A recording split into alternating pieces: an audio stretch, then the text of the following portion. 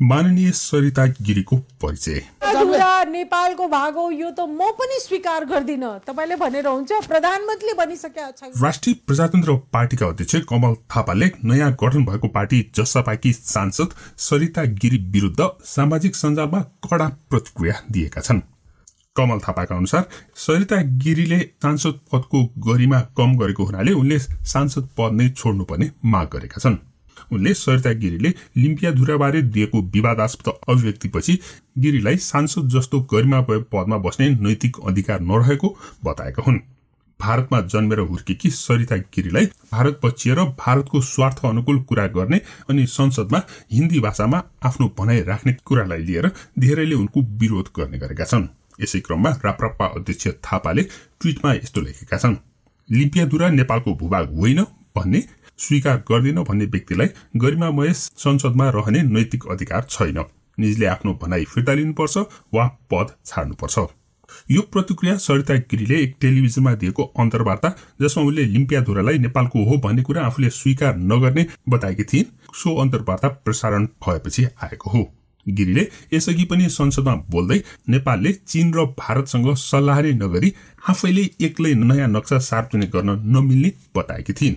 बिना भारत और चीन के साथ संवाद किए बिना ही जिस ढंग से सम्माननीय राष्ट्रपति महोदय के मुख से ये नया नक्शा निकालने की बात की है, उन्होंने हमारी विदेश नीति, उनकी क्षमता के ऊपर प्रश्न उठाया है। एक तरफ राष्ट्रपति महोदय कहती हैं कि लिपुलेख और लिम्पियाधुरा को प्रवेश करके और नक्शा बनाया जाएगा, दूसरी तरफ परराष्ट्र मंत्री कहते हैं कि संविधान ही बाधक है। यसै सन्दर्भमा सरिता गिरी को हुन् भन्ने बारेमा संसद सचिवालयले तयार गरेको परिचय भिडियोको आधारमा सरिता गिरीको परिचय। मेरो नाम सरिता गिरी हो। म अहिले प्रतिनिधि सभामा संघीय समाजवादी फोरम नेपालको तर्फबाट सदस्य छु। मेरो जन्म 1961 मा भएको हो र म भारतको बिहारको हाजीपुर सोनपुर जिल्लामा मेरो नानीको घरमा मेरो जन्म भएको हो। त्यो तपाईको नयाँ नक्सा जारी गरेर त्यहाँ राख्नको लागि भारतले लिम्पियाधुरा नेपालको भाग हो यो त म पनि स्वीकार गर्दिन। तपाईले भनेर हुन्छ प्रधानमन्त्री बनिसकेका छैन। म त स्वीकार छु। नेपाली जनताले स्वीकारेका छन्। लिम्पियाधुरा नेपालको सबुत ल्याउनु। सबुत छ, प्रमाणहरु छ। अब चाइनाको कुरा। मेरो प्रारम्भिक शिक्षा बिहारमा भएको हो। विवाह भन्दा अघि मैले इन्टरमिडिएट गरेका थिएँ आइएससी साइन्समा र त्यस पश्चात चाहिँ म नेपाल आइसके पश्चात ग्रेजुएसन बिए गरे हो, बिएड गरे हो, त्यसपछि एमए पनि गरे हो। मेरो मूल विषय राजनीति शास्त्र, अंग्रेजी र इतिहास हो, तर त्यो भन्दा अघि म इन्टरमिडिएटसम्म फिजिक्स, केमिस्ट्री, म्याथ्स, प्योर साइन्सको विद्यार्थी थिएँ। भारतले नेपालको सीमा मिचेको र नेपालले नयाँ नक्सा जारी गरेको सन्दर्भमा अभिनेता र पाइलट विजय लामाले पूर्व प्रधानमन्त्री डाक्टर बाबुराम भट्टराई र सरिता गिरीलाई प्रश्न गरेका छन्। उनले आफ्नो सामाजिक सञ्जाल मार्फत भनेको भनाइ यस्तो छ। डाक्टर बाबुराम भट्टराई, सरिता गिरी जस्तै सबैलाई प्रश्न मेरो, के नेपाल र नेपालीले सधैँ डराएर मात्र बस्नुपर्ने, गुलामी मात्र गर्नुपर्ने के हो? हाम्रो अस्तित्वको कुनै मूल्य छैन? हाम्रो कर्तव्य होइन नेपाललाई सुरक्षित राख्न? के हाम्रो धर्म होइन मातृभूमिको लागि सधैँ पाले बन्न? प्रमाण सहित आफ्नो राय, आफ्नो विचार अनि सोच राख्न पनि नपाइने हाम्रा प्रधानमन्त्री, मन्त्री अनि नेपाली जनताले? सरिता गिरी, के तपाईँको घरभित्र के गर्दै हुनुहुन्छ? के कस्तो परिकारको खानेकुरा बनाउँदै हुनुहुन्छ? त्यसको विवरण छिमेकीलाई भनेपछि मात्रै सुरु गर्ने हो। म बिहारमा जयप्रकाश जीको आन्दोलन पश्चात मैले चाहिँ नेपालमा प्रवेश गरेको छु। त्यस बेलामा जुल्फिकार अली भुट्टोलाई चाहिँ पाकिस्तानमा फाँसी दिएको थियो र त्यस पश्चातको विद्यार्थी आन्दोलन यहाँ चाहिँ सुगबुगाइरहेको थिए र त्यो बेलादेखि मैले निरन्तर नेपालमा जुन एउटा थिचोमिचोको अवस्था थियो, समाजमा अत्यन्तै शोषण थियो, हरेक तहका व्यक्ति, आफूभन्दा तलका व्यक्तिलाई शोषण गर्थे र त्यस पश्चात चाहिँ लोकतन्त्रको अभाव थियो।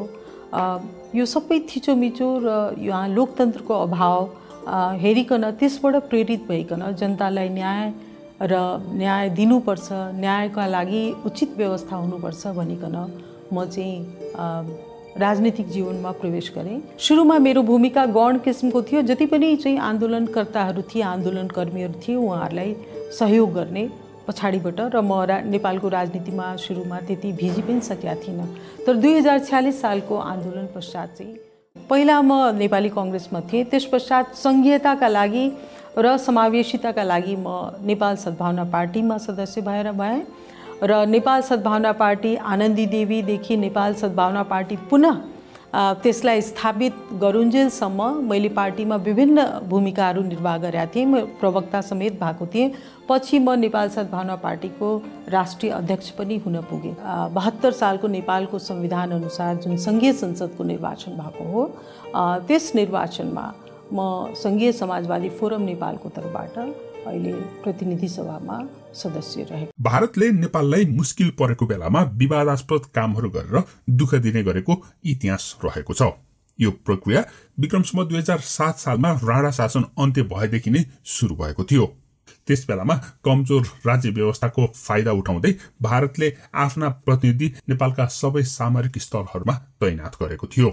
राजदरबारमा भारतीय प्रतिनिधि, मन्त्री परिषदको बैठक भारतीय प्रतिनिधिकै उपस्थितिमा मात्र गर्न पाइने अनि नेपालभित्र भारतीय सैनिकहरूको क्याम्प समेत खडा गरेको थियो भारतले।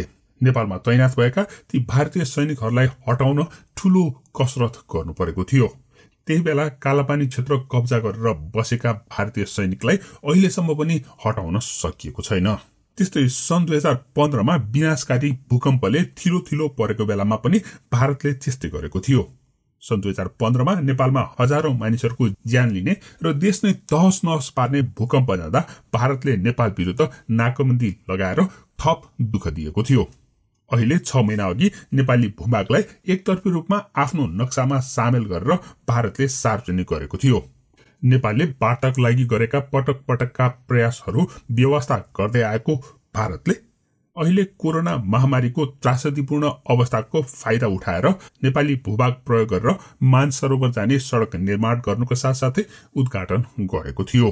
त्यसपछि बल्ल नेपाल सरकारले अतिक्रमित भूमि आफ्नो क्षेत्रमा सामेल गरेर नेपालको नयाँ नक्सा सार्वजनिक गर्ने निर्णय गरेको थियो।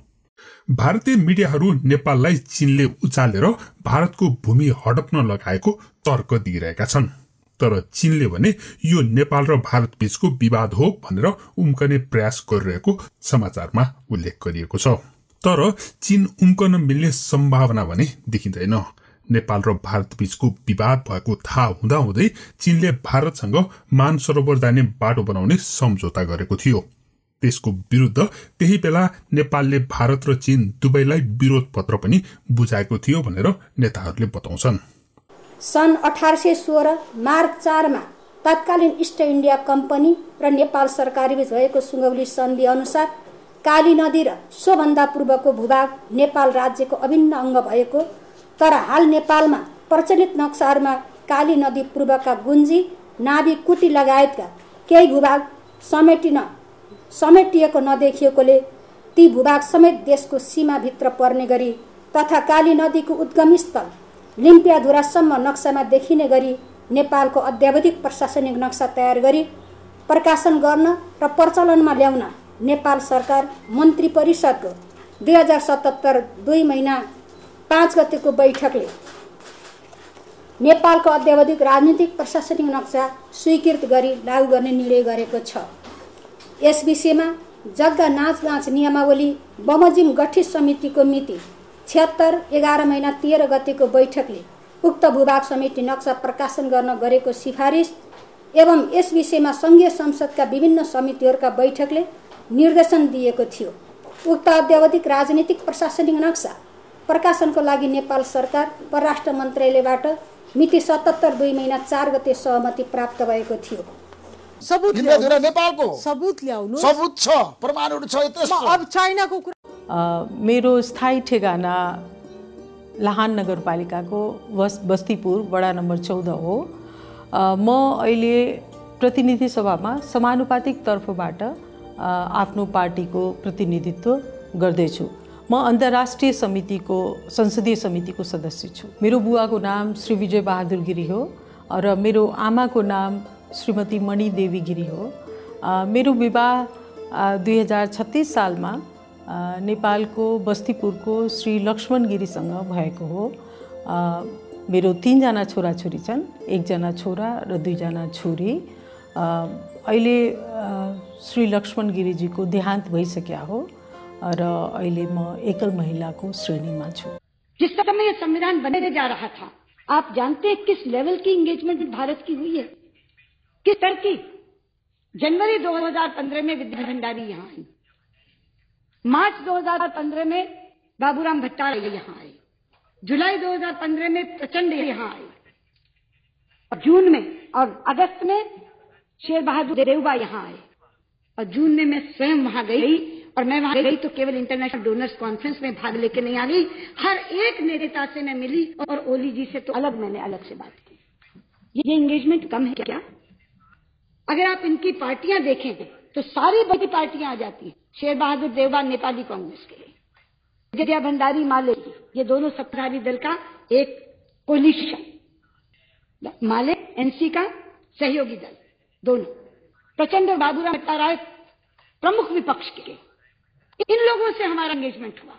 एक दिन ऐसा नहीं जाता था जिस दिन कोई नेपाल से नहीं आता था, लेकिन मैंने केवल उन 4 बड़े लोगों की बात की, और ये जनवरी से अगस्त तक की बात है, और जून में मैंने स्वयं जाकर बात की। तो अगस्त से सितंबर के बीच में क्या हुआ? ये हुआ ही सब कुछ अचानक है। और डॉक्टर साहब, इस प्रक्रिया को आपने अगर देखा हो, ध्वनि तो ये आ रही थी कि संविधान भी बन ही नहीं रहा, फिर टल रहा है, फिर टल रहा है। अचानक एक दिन आया कि संविधान सभा की बैठक बुला ली गई और संविधान तो पारित हो रहा है, और 2 दिन के अंदर बिना बहस के संविधान पारित हो गया, बिना बहस। सम्माननीय राष्ट्रपतिज्यूबाट घोषणा भए बमोजिम त्यसको 1 हप्ताभित्रै नेपालको राजनीतिक एवं प्रशासनिक नक्साको नयाँ संस्करण सार्वजनिक गर्न पाउँदा आज मलाई अत्यन्त खुसी लागेको छ। सांसद सरिता गिरीको बारेमा तपाईँ के भन्नु छ? कमेन्ट गर्नुहोला। के लिम्पियाधुरालाई नेपालमा सामेल गर्नुभन्दा अघि भारत र चीनबाट स्वीकृति लिन आवश्यक थियो होला त? कृपया कमेन्ट गर्नुहोला। धन्यवाद।